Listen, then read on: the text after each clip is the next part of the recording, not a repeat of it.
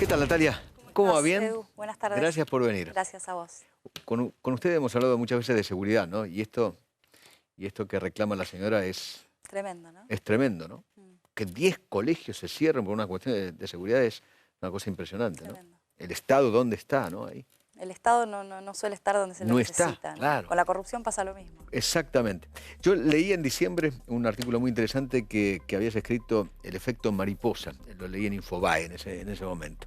Y hablabas del tema de Odebrecht, ¿no? Sí, yo en realidad lo que decía era, bueno, ojalá el acuerdo que hizo Odebrecht en Estados Unidos reconociendo su culpabilidad, reconociendo que pagó 35 millones de dólares en la Argentina en coimas, ojalá eso produjera un efecto mariposa, ¿no? Esto del aleteo de la mariposa que produce un tornado en Texas. Exactamente. Está produciendo un cimbronazo político en la Argentina, claramente. Lo que no parece ser el caso es que esté produciendo un tornado desde el punto de vista jurídico, que es lo que uno esperaría, que esto avance hacia el esclarecimiento de los hechos y que los ciudadanos en la Argentina podamos definitivamente saber a quién se le pagaron esas coimas, de qué manera, a través de qué bancos y además con la participación de qué intermediarios locales, ¿no? Eventualmente. Esto no parece ser que estemos en el camino para la averiguación de la verdad. Lo que sí parece es que hay una disputa entre distintos poderes en la Argentina, el Poder Ejecutivo y algunos sectores del Poder Judicial, en cuanto a tirarse o chicanearse con quién quiere, quién no quiere, si la información es confidencial, si puedo hacer un acuerdo con la empresa o no. Si la información la tiene que tener Giscardó o el gobierno, ¿no? Efectivamente. Yo diría esto.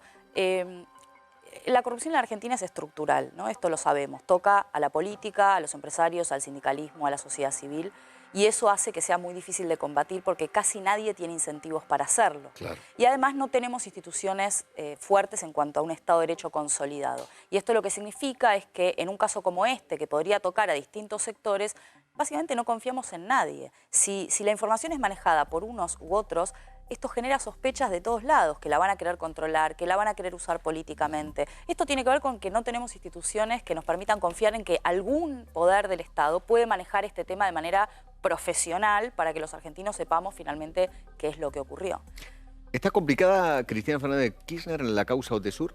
Ahora pidieron la indagatoria de ella, de sus dos hijos. Me parece que esa es una de las causas que está más avanzada, ¿no? Fue una de las que más rápido se movió y tiene que ver en realidad con un círculo más amplio en el cual, bueno, tenés la causa de la obra pública por la cual presuntamente se hacían del dinero de manera ilegal con los sobreprecios, manejando la obra pública con los amigos, y luego los retornos y el lavado a través de estos falsos alquileres de las habitaciones de los hoteles. ¿Cuál es la causa, según vos, que más le preocupa a Cristina?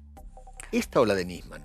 Yo creo que esta, me parece que la otra tiene otro contenido un poco más fuerte a nivel político, si se quiere, básicamente por la muerte del fiscal Nisman y por lo que implica además en cuanto al encubrimiento de la AMIA, digamos, hay toda una cosa detrás muy pesada, pero técnicamente me parece que la causa que más la complica es la causa de Odesur. Odesur es la causa, le recordamos a la gente, donde Cristina y Lázaro Báez se pusieron de acuerdo e inventaban alquiler de habitaciones que no existieron. Que nunca se alquilaban y que básicamente lo que hacían era, se supone, esto es lo que se sospecha, encubrir el retorno del dinero ilegal que se obtenía con la causa madre, que es la causa de la obra pública, ¿no? O sea, Cristina le daba plata a Lázaro Báez para que haga obras que no hacía y este se lo devolvía con las habitaciones. Esta es la sospecha. Ahora, fíjate qué curioso, ¿no? La mayoría de las causas de corrupción en la Argentina tienen que ver con la precariedad del sistema de compras y de obra pública, ¿no? Casi todas. Si vos lo pensás, el 80-90% tienen que ver con eso. Hasta Odebrecht. Todas. Odebrecht es exactamente lo mismo.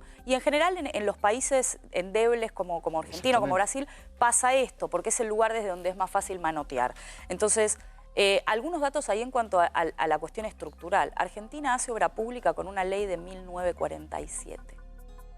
¿Alguien puede creer seriamente que podemos hacer obra pública de manera transparente? No. Con una norma de 1947. No. Entonces lo que tenemos que pensar, más allá de avanzar desde lo penal, en la persecución de las personas, meterlos presos, recuperar los activos, es ¿qué vamos a hacer para prevenir los hechos de corrupción a futuro? Porque la corrupción no es la enfermedad, es el síntoma de que algo por debajo no está funcionando bien. Y eso es lo que no estamos mirando. Ahora, indudablemente algo debe estar podrido en la sociedad argentina, porque para que haya corrupción tiene que haber dos partes.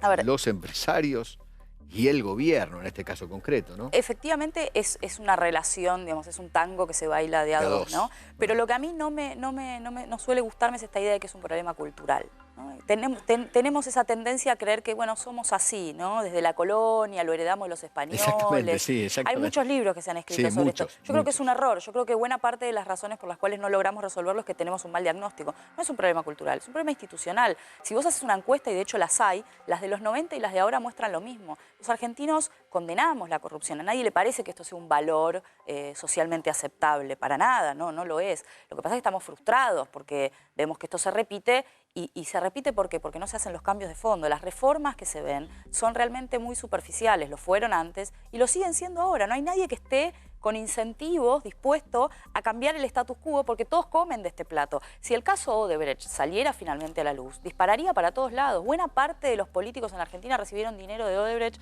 para las campañas el año pasado. Como en Brasil. Efectivamente. Entonces, ¿quién puede tener? En tener? Brasil 1.829 políticos recibieron. Exacto. Y de los 35 partidos coimearon a 28. Exacto.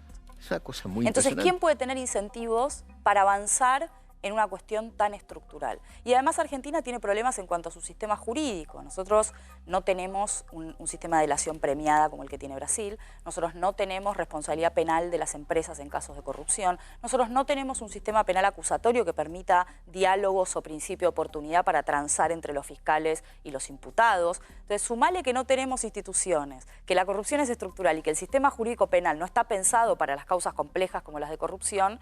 Argentina tiene 7 condenas por corrupción en los últimos 20 años. Las causas demoran en promedio 14 en terminarse. Promedio, a veces 20. Sí, claro. María Julia está yendo a juicio ahora por séptima vez, creo, sí. Por causas de hace 20 años, ¿no? Tardan una década en elevarse a juicio las causas de corrupción. ¿Qué incentivo puede tener alguien para delatar a nadie en la ¿Crees Argentina? que esta señora va a ir presa? Esta señora que está atrás tuyo, mira, date vuelta. Sí, la veo. ¿Crees que va a ir presa? Realmente no lo sé, como te digo, a ver, 7 condenas por corrupción en los últimos 20 años, se ven movimientos, pero me da la impresión de que son bastante espasmódicos. Lentos, ¿no? Lentos y espasmódicos. Sí. Digo, la semana pasada allanamientos en las causas vinculadas a Odebrecht porque el tema está en los diarios y pasado mañana deja de estar y dejan de allanarse. O sea, bueno, vos acordate que, Natalia, que cuando fueron las excavadoras al sur a buscar la plata enterrada, que no encontraron absolutamente nada, todo eso empezó porque se conoció el famoso videíto de la Rosadita. Bueno, sin ese videíto, nada hubiera ocurrido. Es como que las causas a los operadores judiciales en la Argentina se les meten por la ventana, ¿no? Los sorprenden. Claro. Y esto tiene que ver también con la precariedad del sistema. ¿Quién debe descubrir los hechos de corrupción? Los organismos de control, que en la Argentina no funcionan. ¿Quién descubre la corrupción en la Argentina? El periodismo. O nos enteramos porque las empresas confiesan en otros países para evitar pagar multas. La mayoría de los hechos de corrupción se descubren de esa manera. Ni la Oficina Anticorrupción, ni la SIGEN, ni la PIA. A veces la Auditoría General de la Nación, que en el caso de la tragedia de Once, por ejemplo, fue crucial el informe de auditoría. Pero los organismos de control no funcionan. Digo, la Oficina Anticorrupción no es un organismo de control. Vos no podés controlarte a vos mismo. Si vos podés remover y designar a dedo al titular de ese organismo, no tiene presupuesto propio. Hoy desistieron de la querella en la causa Granillo Además, Campo. La Oficina Anticorrupción está comandada por alguien del propio partido del presidente. Pero siempre es así, porque digo, no quiero ser injusta con quien es titular ahora. En los gobiernos anteriores pasó lo mismo. Igual. ¿Por qué? Entonces, ¿cuál es digamos, ¿por qué no cambian la norma que establece para establecer la autarquía de la Oficina Anticorrupción? ¿Por qué no cambiamos la ley de administración financiera? ¿Por qué no tenemos una ley de compras? Argentina es el único país de toda América Latina y el Caribe, junto con Venezuela, que no tiene ley de compras públicas. Entonces, son cosas bastante básicas. No es que cuando preguntan, ¿se puede combatir la corrupción? Sí, está bastante claro lo que hay que hacer. Hay un montón de libros que dicen lo que hay que hacer. El problema en la Argentina es un problema de voluntad política. Nadie quiere. No este gobierno, ninguno. A ver, cuando se habla del tema de la corrupción, ¿no? Pues mucha gente, obviamente todos nos ponemos como locos, ¿no? Pero uno ve en la sociedad que hay corrupción hasta cuando la gente va a comprar una entrada al cine. Cuando coimean al policía que le está haciendo la boleta. Hay muchos mini actos de corrupción de la sociedad todos los días. Es muy interesante lo que vos decís. Carlos Nino, que fue un asesor de Raúl Alfonsín, uno de los juristas más importantes que tuvo este país, escribió un libro en el 92 que se llamaba Un país al margen de la ley. Claro. Y él ahí explicaba el concepto de anomia boba, que es esto, la tendencia de los argentinos a incumplir la ley, la norma social, la norma religiosa, la norma jurídica también, ¿no? El tránsito, coimear un policía, evadir impuestos. Mira, lo más bobo, mira, ¿está prohibido que los perros hagan caca en la vereda?